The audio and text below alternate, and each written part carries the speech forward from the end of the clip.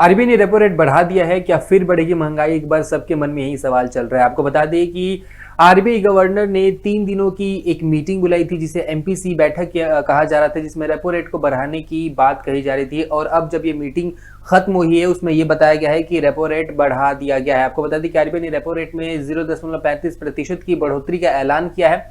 अब आरबीआई की repo rate 5.4% से बढ़कर 6.25% हो गई है। इससे पहले आरबीआई ने अक्टूबर व अगस्त में भी रेपो रेट में 50 बेसिस पॉइंट की बढ़ोतरी की थी। मई महीने में भी हुई एमपीसी की बैठक में रेपो रेट में 50 बेसिस पॉइंट की बढ़ोतरी की गई थी, जिसके बाद से ये 4.90% हो गई थी।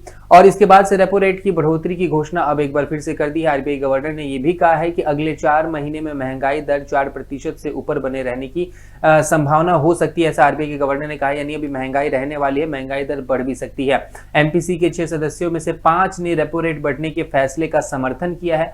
आरबीआई गवर्नर ने रेपो रेट की घोषणा करते हुए यह भी कहा है कि देश में ग्रामीण मांग में सुधार देखने को मिल रहा है, कंज्यूमर कॉन्फिडेंस में भी सुधार हुआ है। आरबीआई गवर्नर ने कहा कि वित्तीय वर्ष 2023 में जीडीपी ग्रोथ 6.8% रह सकती है।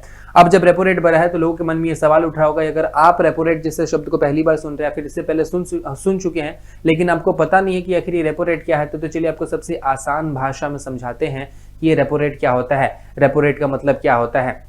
रिजर्व बैंक द्वारा अन्य बैंकों को दिए जाने वाले कर्ज दर को रेपो रेट कहा जाता है। बैंक इस चार्ज से अपने ग्राहकों को लोन प्रदान करता है। रेपो रेट कम होने का अर्थ है कि ग्राहक अब कम दामों में भी होम लोन या फिर व्हीकल लोन जैसी चीजें ले सकेगा, उससे मतलब कम रेट में ले सकेगा। बेसिकली अगर जो बैंक होते हैं वो अगर आरबीआई से लोन लेते हैं तो वो लोन लेते हुए आरबीआई उनको अपना एक परसेंटेज देता है, मतलब बोलता है कि आप अगर मेरे से इतना लोन ले रहे हैं तो आपको आने वाले टाइम में 5%, 6%, 7% उस लोन को रिटर्न करना होगा, तो उसी को रेपो रेट कहते हैं। तो अगर रेपो रेट बढ़ता है तो अगर जो बैंक्स होते हैं, मान लीजिए एचडीएफसी बैंक है, अगर उसने कि आरबीआई से लोन लिया और अगर आरबीआई ने उसे महंगे चार्जेस पे लोन दिया, महंगे रेपो रेट पे, ज्यादा रेपो रेट पे लोन दिया, तो वो उसके पास जो पैसे आएंगे वो जब आगे किसी कंज्यूमर को, अपने कस्टमर को लोन देगा, तो वो अगर वो उसको लोन देता है तो उससे जब वो कर्ज उस लेगा, जब उससे वो परसेंटेज मिलेगा तो वो अपने रेपो रेट से ज्यादा लेगा ताकि वो कमा सके, फिर उसी कर्ज को जमा कर सके। इसे इनडायरेक्टली देखेंगे तो कंज्यूमर के ऊपर यानी आम लोगों के ऊपर बोझ पड़ता है अगर वो लोन लेते हैं या फिर कोई चीज करते हैं तो, और इसे इनडायरेक्टली महंगाई भी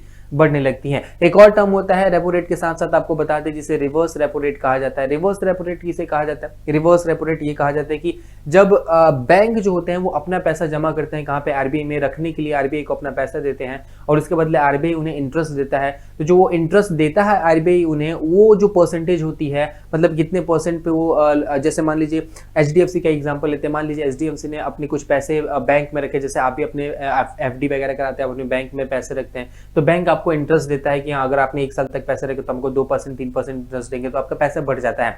वैसे ही रिवर्स रेपो रेट भी होता है, जब बैंक अपने पैसे आरबीआई के पास रखते हैं तो आरबीआई उन्हें इंटरेस्ट देता है, और वो जो इंटरेस्ट देता है तो मतलब मान लीजिए 1 करोड़ 1.5 करोड़ रुपए रखे तो 3% का इंटरेस्ट दिया, तो 3% ऐड होकर 1 करोड़ में उनको मिलते हैं, यानी उसे रिवर्स रेपो रेट कहते हैं। तो बेसिकली अब रेपो रेट बढ़ चुका है और महंगाई दर पे भी बताया जा रहा है कि शायद बढ़ोतरी हो सकती है।